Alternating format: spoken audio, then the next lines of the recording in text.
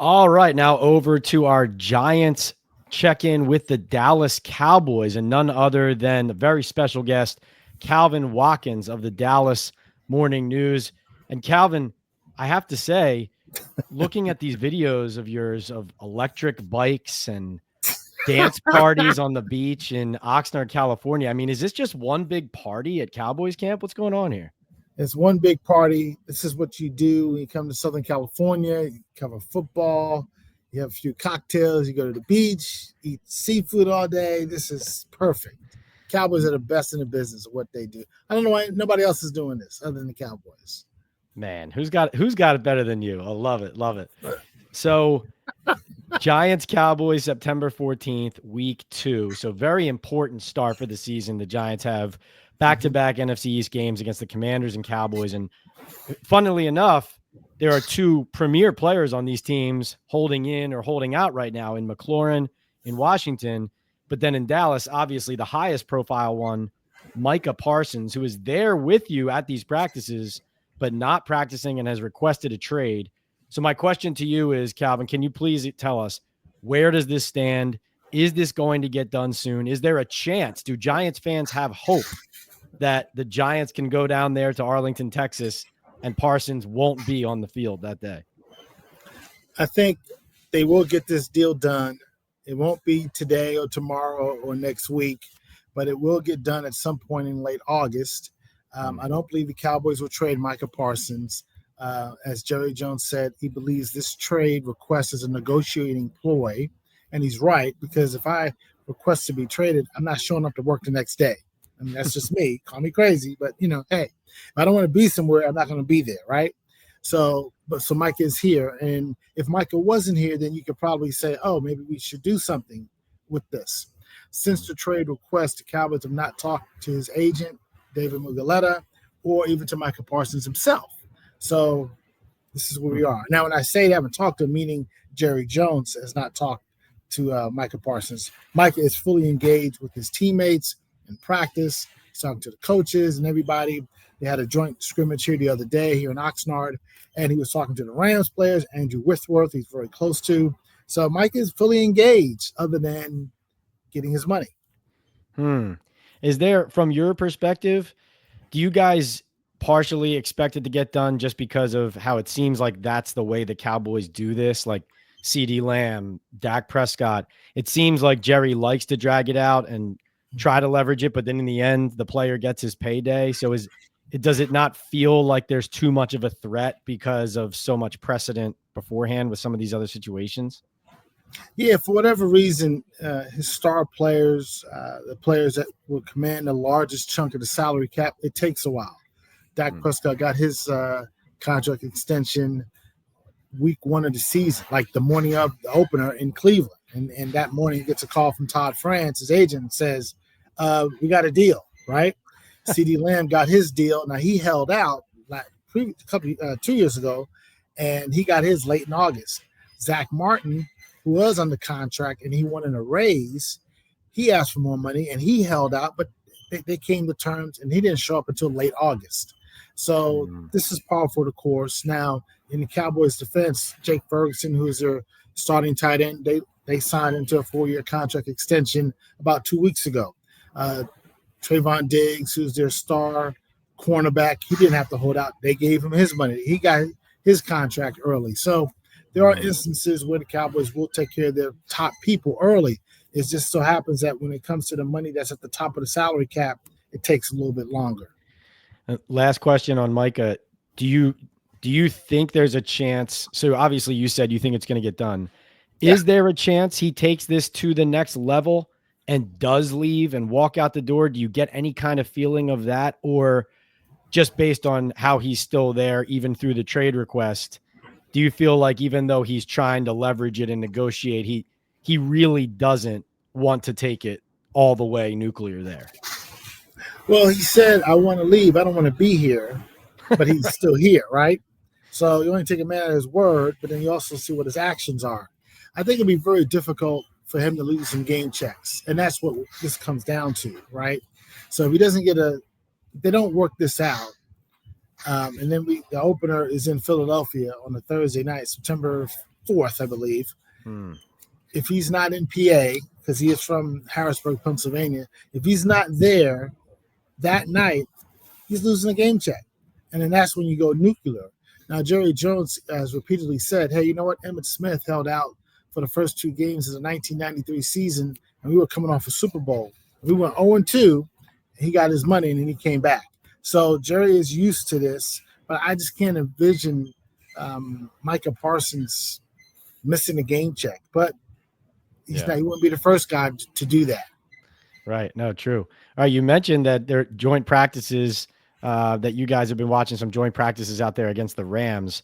How did the Cowboys hold up against the Rams? Another strong NFC team.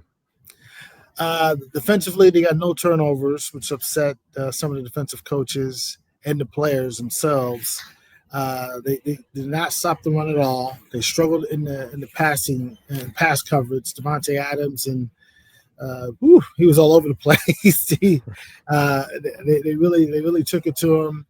On the other side, the Cowboys could not run the ball effectively. There was 1 or 2 good runs there, but Dak Prescott connected on some long throws to CeeDee Lamb and George Pickens. Joe Milton, the backup quarterback, threw a long touchdown pass to backup receiver Jalen Brooks. So there was some good things on the offensive side, but defensively, the Cowboys have a lot to work on. And it's a scrimmage, right? And they have the first preseason game on Saturday. So it's, we got to slow down a little bit. But, the first time against an opponent, he didn't look good. All right. Interesting. Yeah. Stopping the run and running the ball, 2 things they need to get way better at from last year too, like 2 primary emphases. That's interesting. That leads me to a question about the offensive line. And so little twofold question. One, I know Tyler Guyton, the left tackle, is injured. Sounds like he could miss or likely will miss that Giants game in week 2, or maybe that's where it's up in the air. So my question to you is, do you think he misses that game based on the projections right now? And then the second question is their offensive line good enough for Dak, CeeDee Lamb, and George Pickens to go downfield and take advantage of this high-powered potential passing attack? From what you see up front, can they handle like a pass rush like Dexter Lawrence, Brian Burns, Abdul Carter, and Kayvon Thibodeau?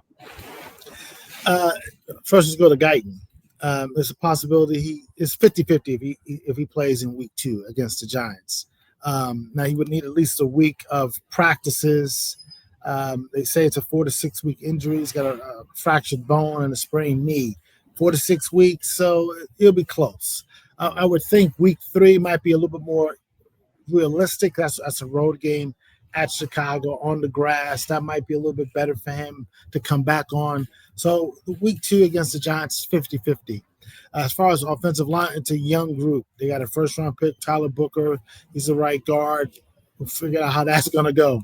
And then, obviously, if you don't have Tyler Guyton, you're going to have Nate Thomas, who was a 7th-round pick last year, who did not play last year because he had a knee injury. So he hasn't played a live football game in going on 2 years, right? Almost 2 years. He didn't play last year. So, and he wasn't expected to play this year neither because he had Tyler Guyton. So now he's been getting all the work with the ones at left tackle. So he will probably be the starter week 1 against Philadelphia. And if Guyton's not ready, Nate Thomas will start week 2 against the Giants. They have, it's a very, obviously have Tyler Smith, who's, all pro left guard. But the problems are, those 2 young kids, Guyton, who started last year but was very inconsistent, and now he's going to miss 4 to 6 weeks. Those are valuable reps he's not getting. And now you have a second-year player who had a very up and down rookie year. Now he's going into year 2 as the man, and now you got a rookie right guard, and no one has been singing his praises. Everyone's saying he's getting better and that kind of thing. There was a Rob Jones used to be in Miami. Rob Jones got work with the ones over Tyler Booker in a practice last week, and then Rob Jones got hurt. He got a fractured bone in his neck, so now he's gone for a couple of months, and now Tyler Booker got back in with the ones. So there was something going on there with Tyler Booker. So we'll see. I mean, it's a young offensive line, and as you know, Pat, if you can't protect your quarterback, all the other stuff you want to do with the weapons, it doesn't work. So it's a work in progress right now. I thought the Rams pushed him around a little bit in the scrimmage. yesterday. Jared versus he was all over the field, after Dak Prescott. So it might be one of those things where as the season progresses, these young offensive linemen like Guyton and Tyler Booker will get better. But right now, thank goodness they're not playing the game right now. Let's just say that. Interesting. Who has stood out to you? Anywhere from like 1 to 3 names, guys who just have jumped out to you overall. Yeah. Yeah, Kaya Elam has stood out. He's got 3 interceptions in training camp, 2 against Dak Prescott. Cowboys traded for him over the summer. That's probably one of the better trades they've had in a while since they traded for Amari Cooper. And he's been fantastic. And he'll probably start in one of the outside corner spots. It's easy to say George Pickens, right? And, yeah, I'm going to say George Pickens. He's been great in camp. He's had a fantastic camp. He's been able to catch balls from different spots of the field, in the slot. I mean, they really have positioned as wide receivers, really. And so he's been great. And he's been great to talk to. He's been great in the locker room. All the guys are loving him here. That would be the second guy. The third guy I would say is Dak Prescott. This is the best we've seen Dak Prescott in training camp. There have been times where, we question whether or not the offense can get a touchdown in training camp, right? But now we're seeing touchdowns in training camp. We're seeing Dak move around a lot better. Remember, he tore his hamstring in the Atlanta game last year. It cost him the season. He's been moving around great here. His arm is fantastic. He's lost a little bit of weight. He's in a good place mentally. This is the best I've seen Dak Prescott on and off the field in a long time. So those would be my 3 main guys. So that's why I'm not hearing Dak Prescott's name on the shows every morning, because he's playing well. Yes, no one's talking about Dak, right? That's good. Let Dak throw 1 interception, and you think the world came to an end. So, but no, Dak has been fantastic. That's why he's not in the A block anymore. All right. A big picture question here. Brian Schottenheimer, like every time I hear a clip of him talking about a player or the team, or, where I read something that you've written about him, it seems like he projects and represent the Cowboys the right way, and he knows how to do that part of it. But what are you seeing on the field? How the team's responding to him? Are they disciplined? Like, do you ultimately think, again, this is year 1, I understand that, but it's the Dallas Cowboys. Can he be the coach that Jerry Jones believes he can be, that a lot of us on the outside looking in watch that coaching search and McCarthy out and Schottenheimer eventually in, and have a lot of questions about, like, can he validate Jones and the Cowboys' belief in him? Do you see a good head coach on the field early in camp? Yes, I do. He's got a really good presence about him. The energy's a lot better here than it was under Mike McCarthy, and that's nothing against Mike McCarthy. It's just that he's just doing things different, and that's a good thing. His dad, as you know, was Marty Schottenheimer, who won over 200 games in the NFL. So he comes from good stock, and he learned under Pete Carroll about how to have fun and enjoy this moment. I think it was a great story by Mike Silver in The Athletic about how Schottenheimer thought he was going to get head coaching jobs in previous years. He thought he was going to get the Jets job, and he thought he was going to get another job. I think it was in Buffalo. And he said, I don't want those jobs. And he thought, this struggle is going to come back to me. It never came back to him. I think he was on a plane in Miami, think he was going to get the job in Miami. And he's like, I can't work down here. My time will come, and it never came. And now it's come. So he's really taken advantage of it. I think he's been very grateful for this opportunity. As you know, when you have rookie head coaches, man, sometimes things go haywire in their first years. Doesn't matter how much training they had up until this point. Until you're actually on the sidelines where you're responsible for everything, you really don't know how you're going to handle things, right? The Lions coach, Dan Campbell, that first year, they were 1-15, So, and then now they're title contenders, right? So it takes some time to get going here. But so far, he's off to a really good start in terms of dealing with the media, dealing with the Micah Parsons trade. Micah has been an infrequent visitor to off-season workouts, and Shotty contacted Micah and said, "Hey, I need you here for the first day. I need you here." And Parsons was there. He was there. And then when Micah made the trade request, Schottenheimer talked to him. Say, hey, what's going on? Just had a little chat. He didn't get into specifics about what they talked about, but he said, hey, that he talked to him. Miles Sanders, who you know from your years in the NFC East, came over here from Carolina, but he played in Philly for a number of years. Miles Sanders said, hey, I really respect Brian Schottenheimer. I said, well, what's going on? He said, hey, he was upfront with me about my role. He didn't lie to me like some other coaches have in the past, and he told me what the deal was, and I really respected that. So Brian Schottenheimer's got the locker room. He's got the players fully vested in what he's trying to do here. But as you know, wins and losses will dictate a lot. So we'll find out when they play Philly and the Giants. Because if you go 0-2, woo, we're going to be on your tail. No doubt. And that brings me to my last question. Thank you so much for your time. So my last question is, this all gets lost when we're in the offseason and hope springs eternal. But the fact of the matter is, from a Giants perspective, they are 1-15 in their last 16 games against the Cowboys. Wow, they've lost 8 straight to Dallas overall. And they've also lost 8 straight to Dallas in Texas on the road. They haven't beaten Dallas there at AT&T Stadium since 2016.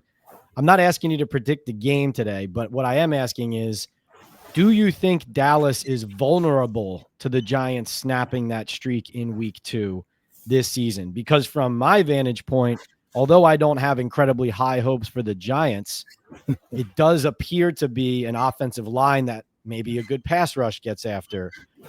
Although Dallas always seems to have the talent edge on the Giants. So I would just ask you, are the Cowboys vulnerable to that upset in that week or no?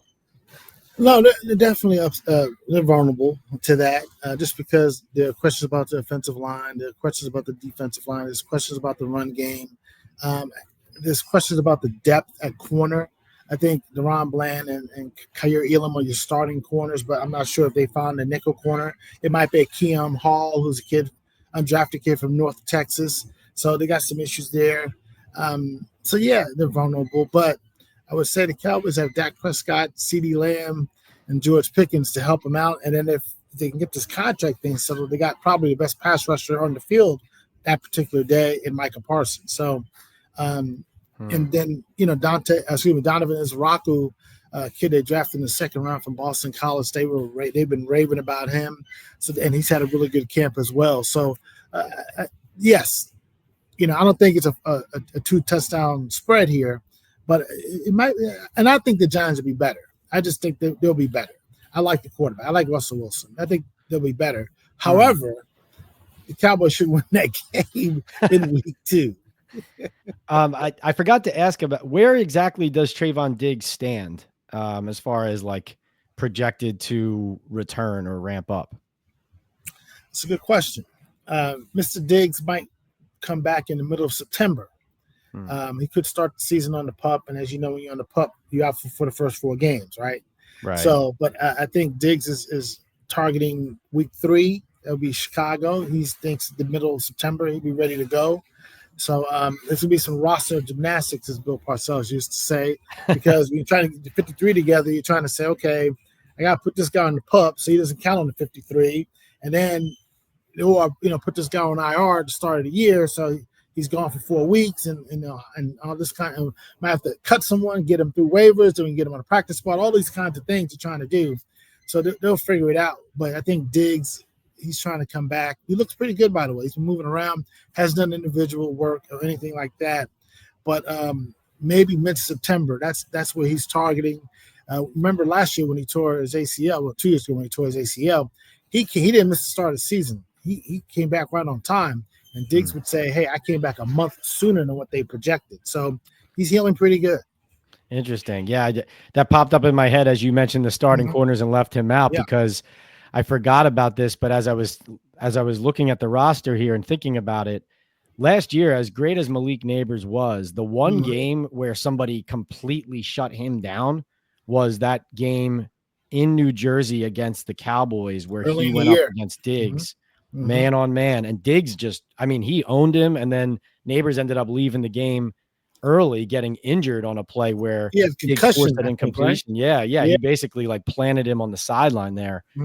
So that was definitely like a learning moment. So the guy the Giants have to lean on, if he doesn't have to deal with Diggs in that game, all the better for New York.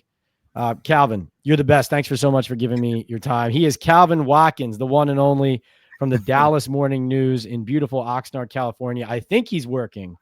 I got some water. I got some water right now. See. Thank you so much, man. Thanks, man. That was awesome. Calvin Watkins of the Dallas Morning News. We had JP Finley on the Commanders. This has been the Giants NFC East pre-scout episode. Hope you enjoyed that conversation about McLaurin, Parsons, the Commanders, and Cowboys, the Giants' 2 opponents in weeks 1 and 2, a pivotal time for Big Blue to try to get off on the right foot and try to make sure that the season does not end before it starts. This interview was brought to you by Boom Chaga Mushroom Super Drink, MyBookie, Hooks Rubs and Spices, and Sal Loretta for Men in Midland Park, New Jersey. BoomChaga.com. Start feeling the difference today. Talkin Ball 25 is the code there. MyBookie, your code is Leonard, Leonard.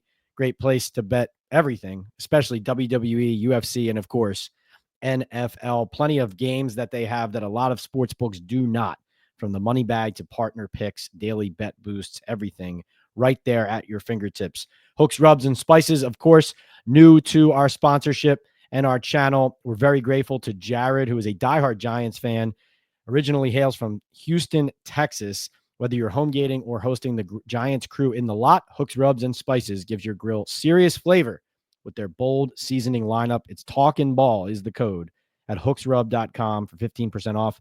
And Salaretta for Men in Midland Park, New Jersey. Luxury menswear and tailoring. Go there to get dressed as the best and tell them that Pat Leonard sent you. This is Pat Leonard from Talkin Ball and from the New York Daily News signing off. See you next time.